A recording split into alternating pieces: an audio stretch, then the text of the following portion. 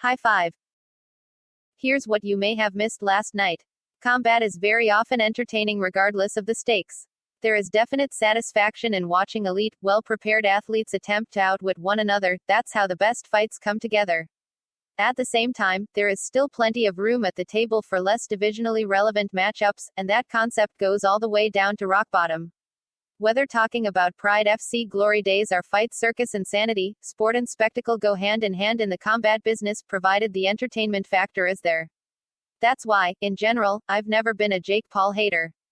The guy is obnoxious, sure, but the earliest matches of his boxing career were wildly entertaining. He essentially murdered a flailing NBA star, then embarrassed the MMA world as a whole by face-planting Ben Askren inside 2 minutes. The bouts themselves and the subsequent drama online were a blast. Enter Tyron Woodley. His first match versus Jake Paul was not the best boxing match of the year. It started off well enough, and Woodley had his one big moment, but afterward, it became a tired slog for the second half.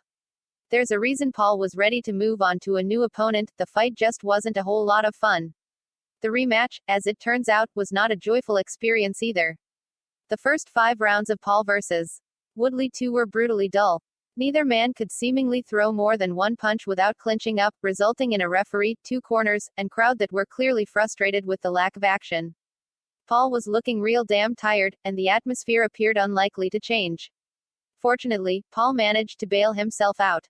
If he doesn't land that overhand right, the bout lasts another 6 minutes, and its unwatchable nature would have really hurt his image regardless of which way the judge's coin flip landed.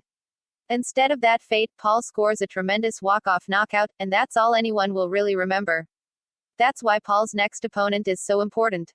If he wants to keep this thrill ride going, he cannot risk another gun-shy fight.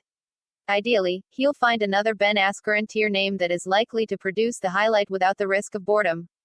The other option is to step up to someone we really know will bring the fight, someone like Nate Diaz.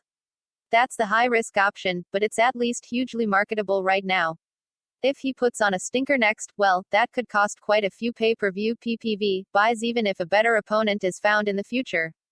Last night was almost a disaster for the Jake Paul boxing brand. If he's smart, he'll choose his next foe carefully. For complete Paul vs. Woodley 2 inches results and play-by-play, click here. Punch the like button and kick the subscription bell.